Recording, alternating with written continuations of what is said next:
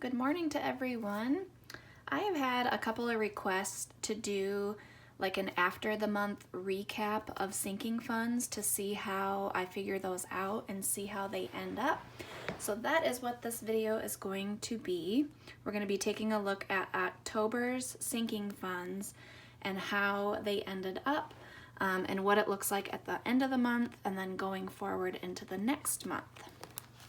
So this is what October sinking funds looked like.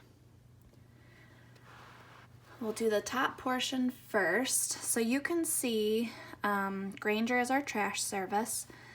I always put what we're going to put into the fund in the planned section, and then if we spent anything, and then always what the starting balance is at the beginning of the month. So we start out with, or we did start out with $41.28. I added $20.64 from October's budget, and then this was ended up being the month that we paid it, and you can see that we were a little under. So there's lots of different ways to do this. What I do is we typically have enough money in the checking account to float some negatives because we have so many sinking funds in there. And so I will just leave this, and then this will be my starting balance for November. And you can see that that's probably what I did here. So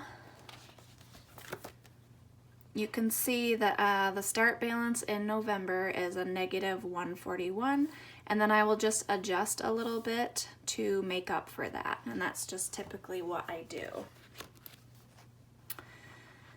So car tags, this one we started with $243, we added our typical $27, and then we had to get car tags for both the cars, which was $328, and you can see that was a deficit of $58.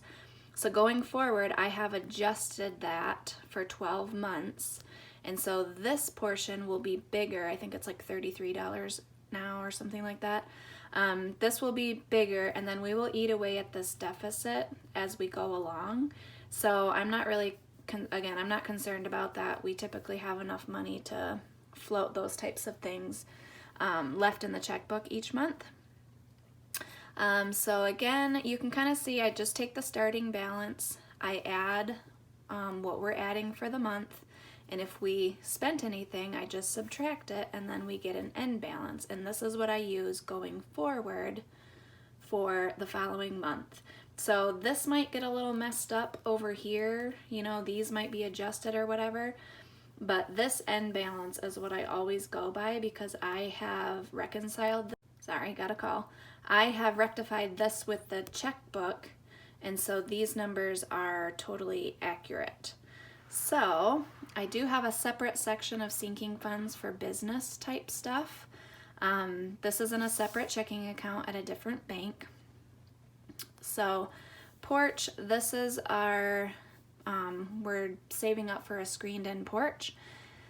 And so this was the starting balance for that. This is what I wanted to put in there, but you can see we only ended up putting, I don't know, what, $450 in there. So this is the accurate number in the checkbook right here.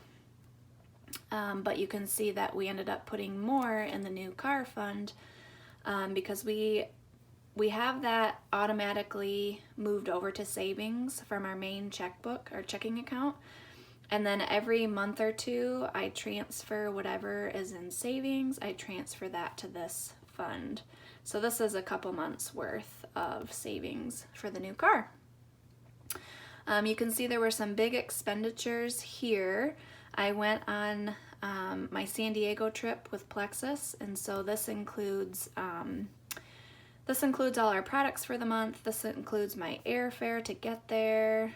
Basically, any money that I have spent on Plexus this month is what that number represents. So it could be a whole bunch of different things. Products I'm sending to people, samples, tons of stuff.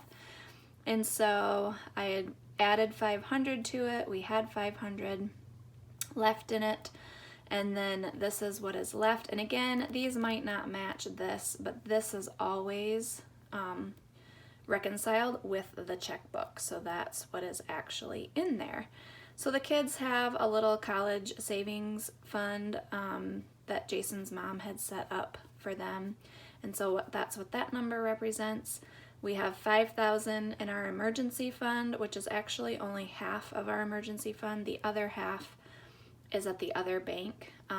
We just get a much better interest rate on this account, and so we keep half of it here so that we get the full interest amount, and then we keep the other half in the other checking account.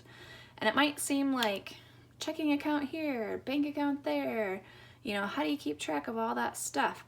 I keep track of these as part of our regular budget on EveryDollar as well, so that makes it a little bit easier. But these I just totally keep track of on paper, and so all of this has to equal what is in this checking account, because I only use this checking account for business stuff and like long-term savings goals. That's the only thing that that's used for. So really it's not that hard to keep track of this many categories, because as the money comes in, I assign it, and then I use the transaction page you can see here. If it is, I just, you know, assign it a category based on which fund it's coming out of, and then it's very easy to add it and subtract it and get the total at the end of the month. So I hope you enjoyed how our sinking funds ended up. If you have any questions, just let me know.